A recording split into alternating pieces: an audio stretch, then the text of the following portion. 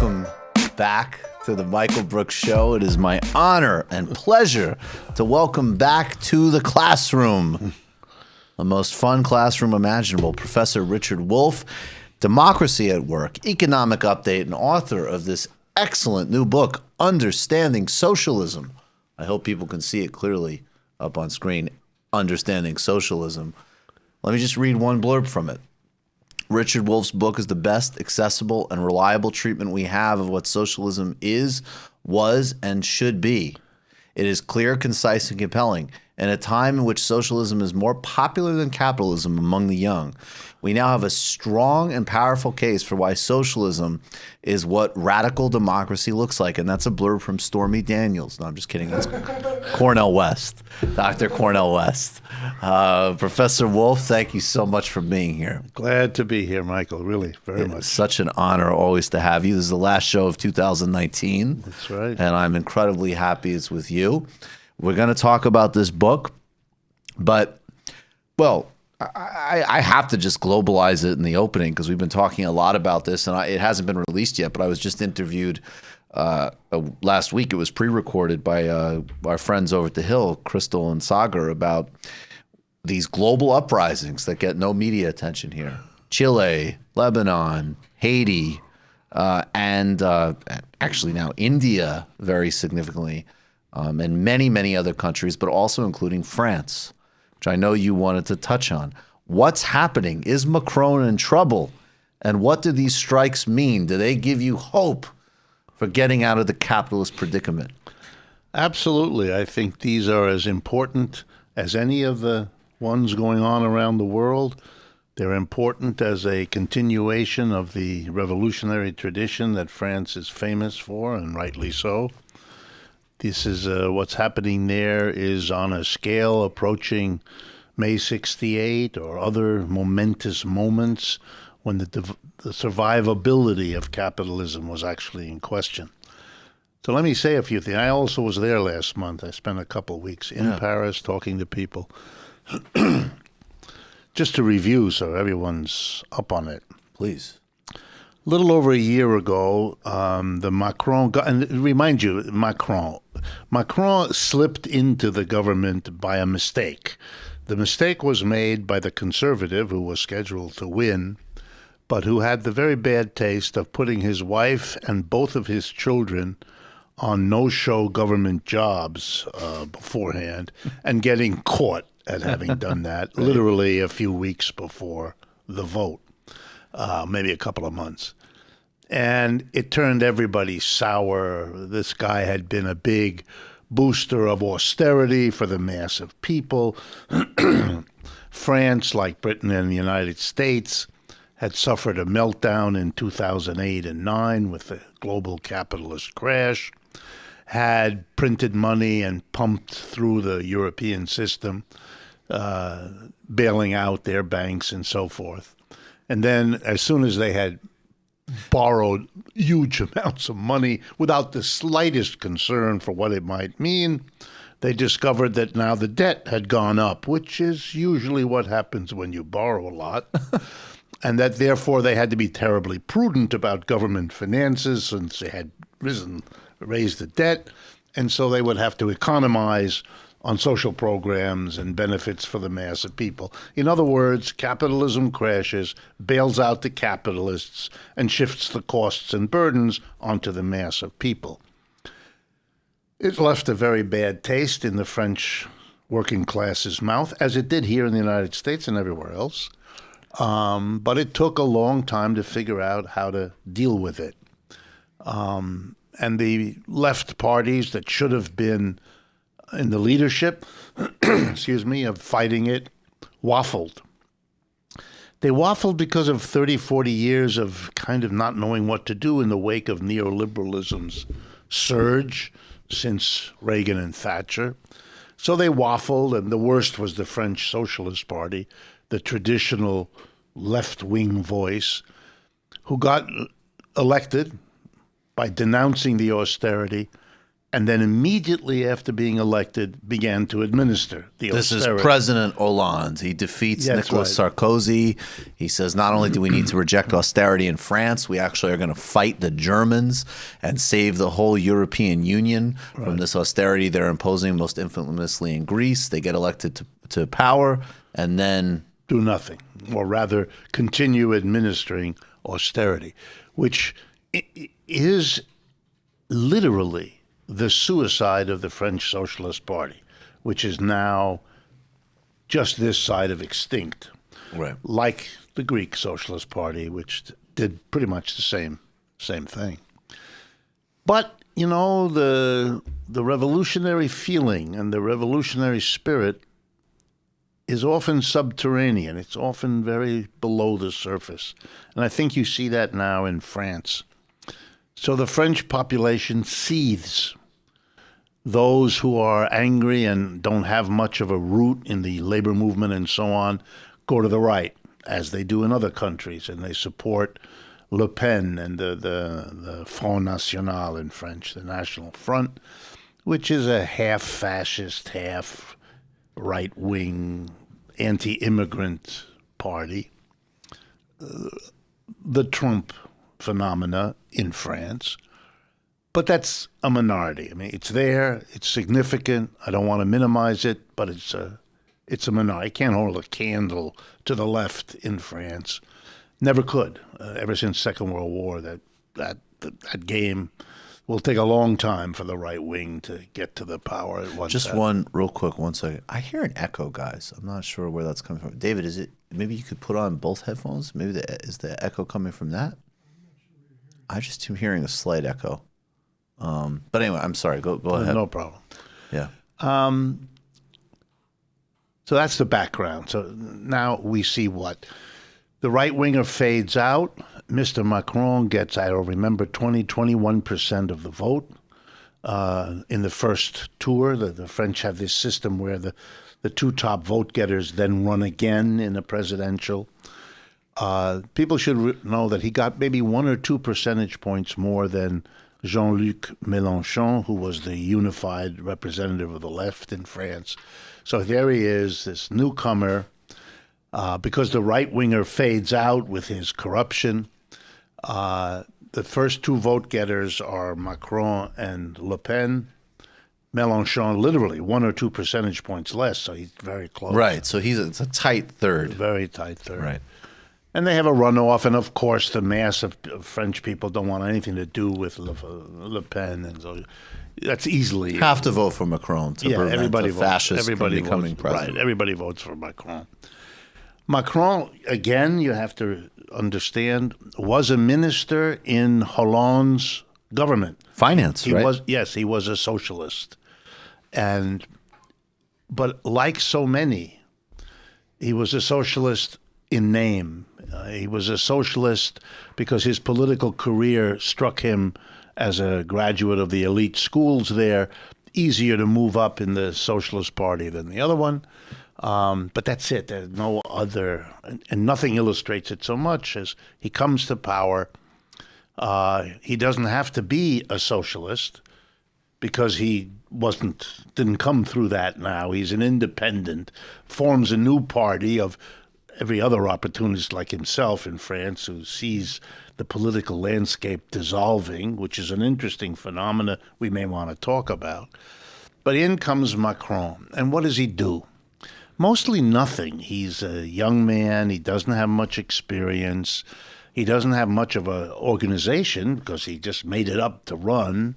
And an organization made out of people running away from other organizations always has lots of problems.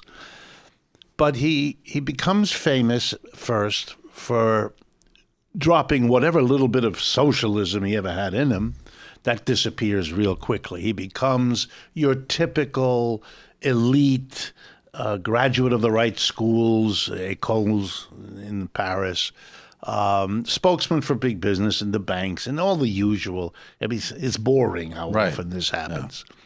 The new old. Yes. And the big hope of the global neoliberal fantasy. Yeah, I mean, it's silly. I mean, there's nothing. in France, when I was there, he's referred to as macaroon, like the cookie, you know. It's just nothing there. A lot of sweet stuff, but nothing there. But he makes a terrible mistake.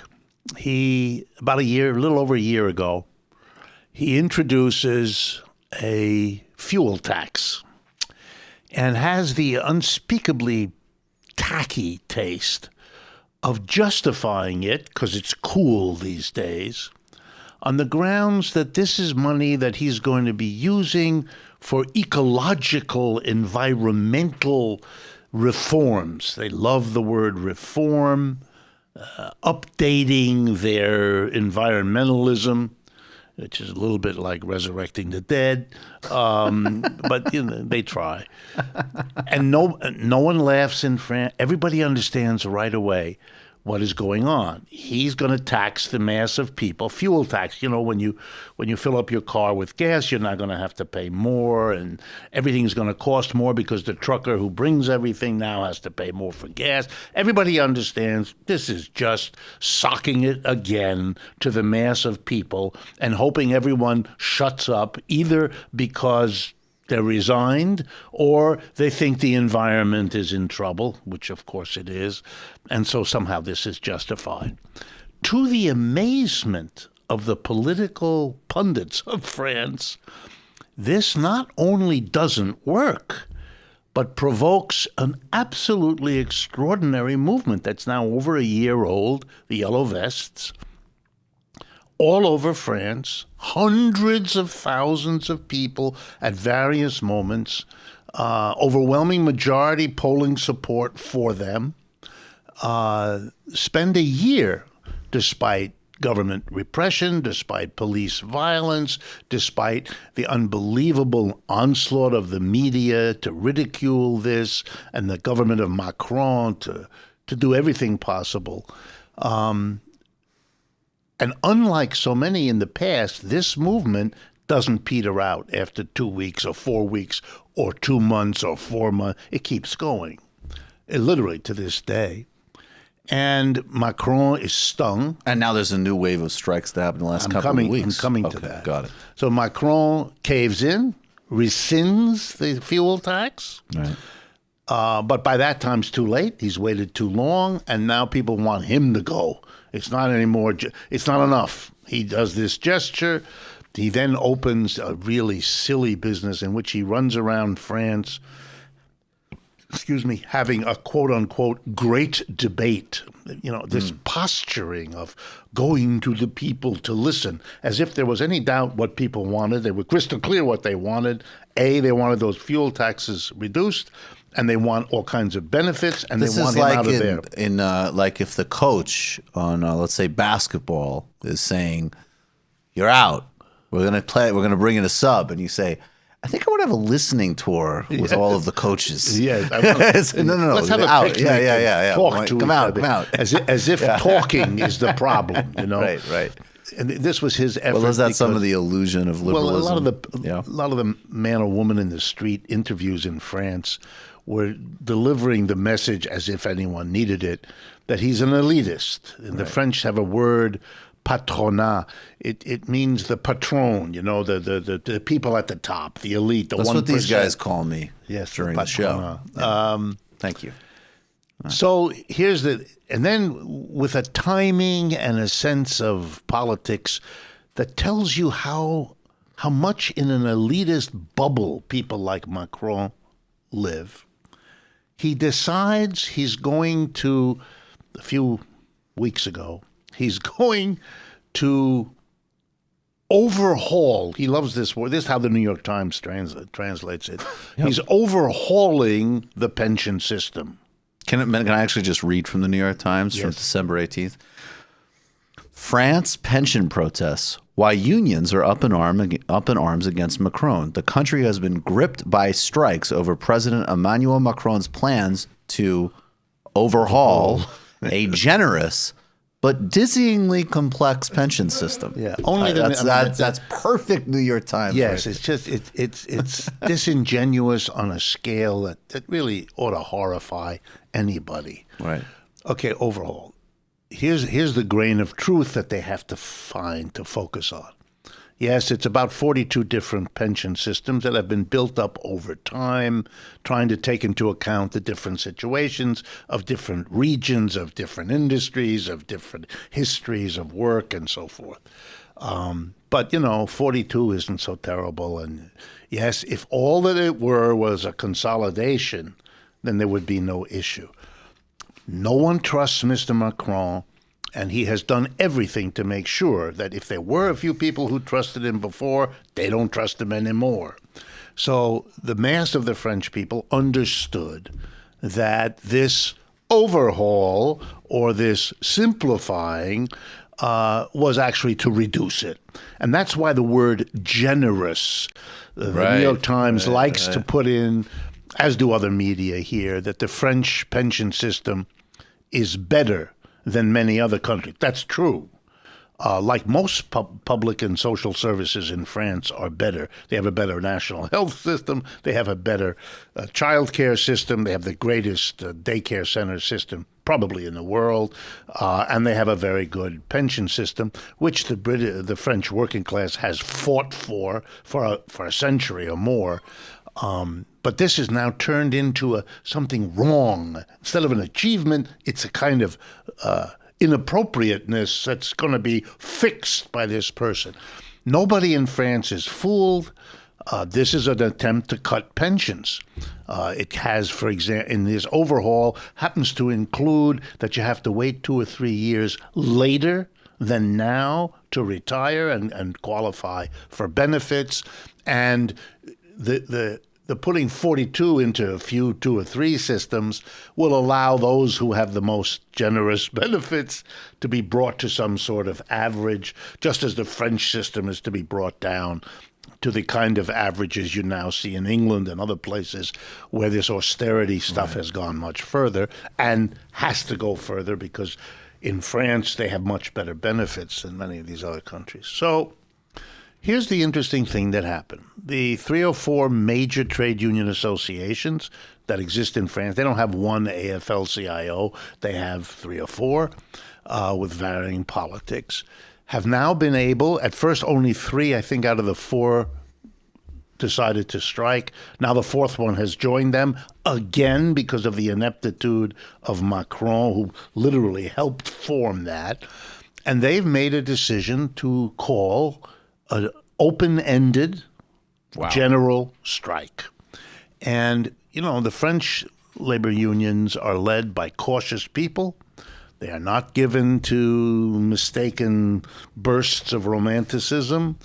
If anything, not enough of that, rather than too much of it. Right. And if they're going to make a general strike, man, you must have really offended them. You must have threatened them. And they must see weakness too. And they see weakness. He is he's a minority president, and barely got himself elected. And it's no popularity. But the Yellow Vests destroyed whatever stature he thought he could have. So he's in a weak moment, and they have now pulled off a fantastic general strike. And here's how it's fantastic.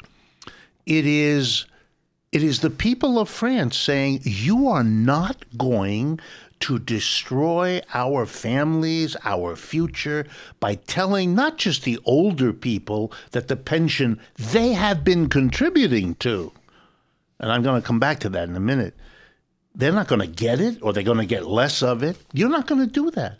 We're not going to permit you. And after the Yellow Vest, and we've seen how you function there, we want you out of here. You got to go. Right. Or you've got to radically alter, and don't look like the latter is in the network here for you. So this has to be understood. This is an act which is, by the way, getting solid majority polling support among the French people, even in the last couple of weeks, where every effort has been made to use the holiday time to say how inconvenient it is for people. Right. They can't use the subway system in France or the train system. Transport workers have been in the leadership of this strike to make it a an event that everybody feels. I mean, the traffic in Paris is unbelievable. Because of that, tourists are not coming, restaurants don't get clients, goods don't get shipped in time, workers can't get to their jobs. They're very smart, they know how to do this, and they control everything very, very solid. Unions are very strong in France. It's not like the United. You have to remember, these are institutions and organizations that have real roots in the mass of people. So we now have Mr. Macron in a short period of time, having alienated the countryside. The yellow vests were strongest in the larger parts of France, and now having completely messed alienated up the center and the political forces in the capital city.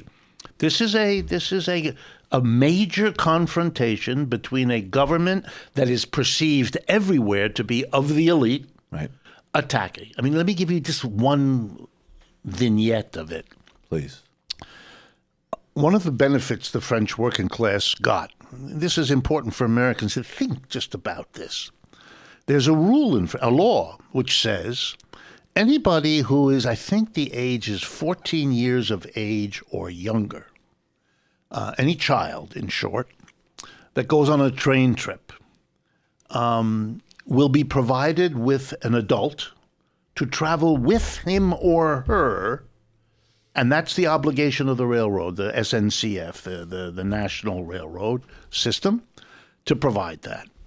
Someone to keep an eye on them during the train Yes, ride. to make it safe and to make it, a kind of chaperone, if you like, or something like that. A wonderful service. I wonder if my parents, who stuck me on Greyhounds when I was 10, are watching this. Exactly. I'm just kidding. I tried to put you guys on blast like that. Yes, All right, it's a wonderful example of one of those little things that a civilized society would do. A commons. Because you don't want a child, maybe because the parents don't have the money or the parents aren't being responsible. You make sure that doesn't happen, that there's a responsible, supervised adult traveling with the child. It's been going on for years. It's not new. So with the difficulty of the traveling arrangements, this was becoming difficult to arrange. And so Macron goes on and says he would like to ask the unions to put off the strike for a day or two, but this is the best part, to enable children to travel. Right. And they should do that in deference to the importance of family in France. How dare to you? Which the unions, How dare you? Yes, to which the unions, incredulous at this, said, "You are telling us to have respect for the family? You're taking away the pensions that will affect not only the elderly, but of course, in France, we take care of our elderly. So if you don't give them a pension, their children will be out the extra money to compensate for the pension you're taking away. You're attacking families, and you want..." And it was beautiful because the spokespeople in France didn't have to even finish their sentences. Right. Everybody groaned at the obtuseness of a leader who does such a thing, who steps into this rhetorical void and articulates this junk, hasn't thought for 1 minute how this might play. It's a little bit like a person who's once again returning to us to torture us, Mr. Bloomberg. Great. And now Yes, we have to remember his genius. Right. When the morning after he orders bulldozers to get rid of the Occupy free library down in Zuccotti Park, he has a press conference and an intelligent reporter says, "Tell us, it's a violent act to order a bulldozer where there are people and they're sleeping and they're eating and they have this little free library. What are you doing? Why would you use violence on a peaceful operation? Why would you do that?" And he looks at the reporter with that silly look of his and says, "They were making the park dirty. The mayor of the filthiest subway system on this planet suddenly became concerned with dirt. Everyone who saw that, everyone who heard that story, groans in the way that the French people groaned when Mr. Macron talked about respect for families as the reason to stop a strike that is attempting to prevent him from cutting people's pensions.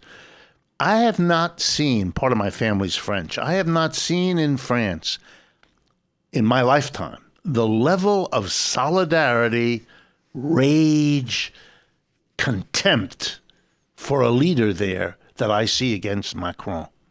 Pompidou didn't have it. Even Sarkozy, a fop in the worst sense of the term, didn't have that. And frankly, and you know, the more I read, I've actually read a bit about Chirac, who was of the Conservative Party, but he would never do such a thing. No. He had a certain within the. I mean, foreign policy wise, in many ways despicable, other than imposing the invasion of Iraq, but he had a true respect, even as a conservative, and actually, in fact, as a conservative, for the model that they created. Yeah, and he knew also. And he knew the limits. And he knew that if he crossed a certain line, right, he'd be all alone out there in that line. So, and I think what the punchline. Yeah. I would suggest that the working classes, whether they're conscious of it or not, in many other countries are watching very closely what happens here. This movement of a massive yellow vest popular uprising, now a general strike led by the unions, but from the beginning, the yellow vests, they have a horizontal government, it's like Occupy, but they are there with them. It's now a joint activity explicitly between the labor movement and the yellow vests. Mr. Macron is not only inept, but he is in his confrontational delivery of what the capitalist class in France wants at the expense of the mass. He has unleashed a class war. That's how it's experienced. That's how it's seen. And the working class has said, you're not going to do this. We're not going to let you. And the polarization and the juxtaposition, every working class, whether they're aware of it or not yet consciously, is watching to see how this works. And if I were to be an advisor to the people running other European countries, also the United States, watch out. This kind of thing can spread. This kind of thing teaches you there are limits, and if you cross them, you're going to see kinds of political movement and solidarity you weren't ready for, because Mr. Macron shows in every act they had no idea what they were doing or what the reaction could be or how to deal with it. And that's one of the ways you win in a class war. It's not just how well you're organized and how clear you are, but how inept, unclear, and disorganized your enemies are. You just watched a Michael Brooks show video. Subscribe to get them all. Why wouldn't you? Don't be foolish. Click subscribe below and become a patron as well. Patreon.com/TMBS. Thanks, everybody.